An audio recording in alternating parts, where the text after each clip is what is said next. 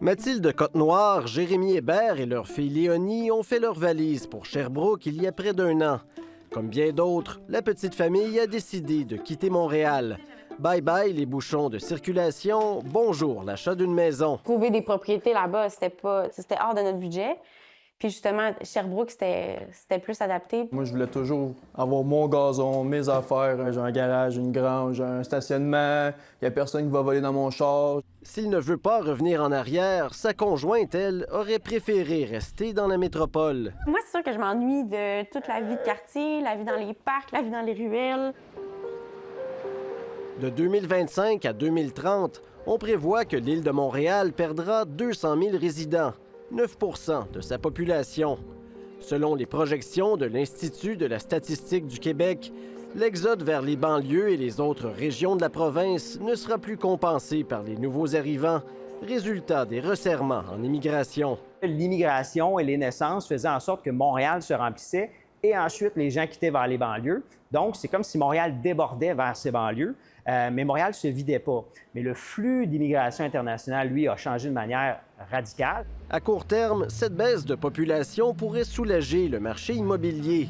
Moins de résidents, moins de gens qui cherchent un logement. Ça va vraiment créer de l'oxygène dans le marché immobilier, là, dans le marché résidentiel notamment. Là. Donc, ça va créer de la vacance. Éventuellement, les loyers vont cesser d'augmenter. Mais à plus long terme, l'économie montréalaise pourrait souffrir de cette nouvelle dynamique. Ce sont des signaux qui sont alarmants.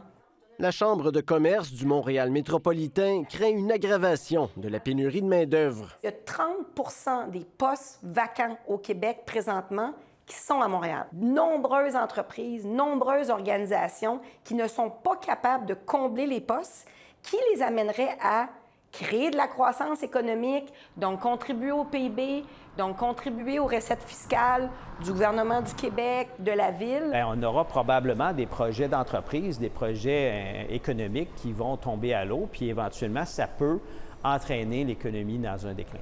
Une situation qui pourrait fragiliser les services publics. Moins de contributeurs ou de contribuables, et plus de bénéficiaires, parce que présentement, on a le vieillissement de la population.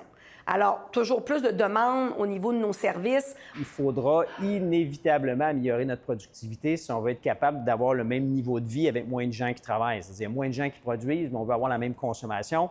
Il faut que chaque personne qui produise plus de biens et services. La vitalité du français à Montréal a souvent été invoquée par le gouvernement caquiste pour justifier ces restrictions en immigration. Mais y aura-t-il vraiment un impact? Il va y avoir une légère amélioration de la situation du français parce qu'il y a beaucoup de gens qui sont venus au Québec, qui se sont intégrés en anglais, qui ne réussiront pas à obtenir la résidence permanente et qui vont devoir quitter. Cela dit, les défis devant nous sont encore très importants. Les projections démographiques sont loin d'être coulées dans le béton. Du jour au lendemain, les gouvernements peuvent décider d'ouvrir ou de fermer le robinet de l'immigration, ce qui pourrait changer le portrait, encore une fois. Ici Olivier Bachand, Radio-Canada, Montréal.